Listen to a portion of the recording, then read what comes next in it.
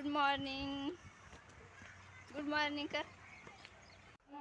तर आज मी सकाळी उठली, आंघोळ वगैरे केली, मस्त घरे वगैरे झाडून घेतले आणि देवपूजा पण केली. देवपूजा केल्यानंतर मी पीठ मळून घेतलं आणि चपात्या करायला सुरुवात केली.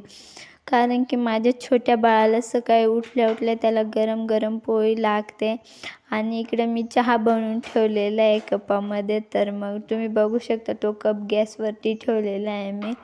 कारण की मला गरम गरम चहा प्यायला नाही आवडत, एकदम थंड करून आवडतं.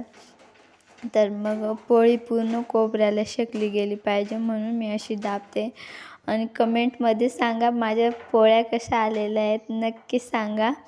आणि मग त्याच्यानंतर मी चहा प्यायला घेते, कारण की चहा थंड झाला असेल म्हणून. आणि खूप छान वाटतं हां चहा पिल्यानंतर. माझ्या तोंडाचं हे बघू शकता तुम्ही, खूपच छान वाटतं. पण मग तिकडं पोळी जळत होती म्हणून मी उलटी करून दिली आणि परत चहा प्यायला लागले. त्याच्यानंतर मग मला भाजीला फोडणी द्यायची. भाजीला कांदे वगैरे टाकून घेतलेले होते, कांदे कढीपत्ता टाकून घेतलेला होता. तर हा माझा घरचा कुटलेला मीठ आहे आणि हा आमचा बारीक नसतो मसाला, जाडमध्येच राहतो. तर हळद, कांदा, लसूण, मिरची असं टाकलेलं आहे. तर मग शिमला मिरचीची भाजी करायची मला. त्याच्यानंतर तुम्ही हे मसाल्याचे टेक्स्चर बघू शकता, तरीचं वगैरे काहीच नाही आहे, एकदम साधा मसाला आहे आमच्या घरचा, तरी पण खूप छान आलेले आहे. तर मग मी इकडे शिमला मिरची धुवून घेते.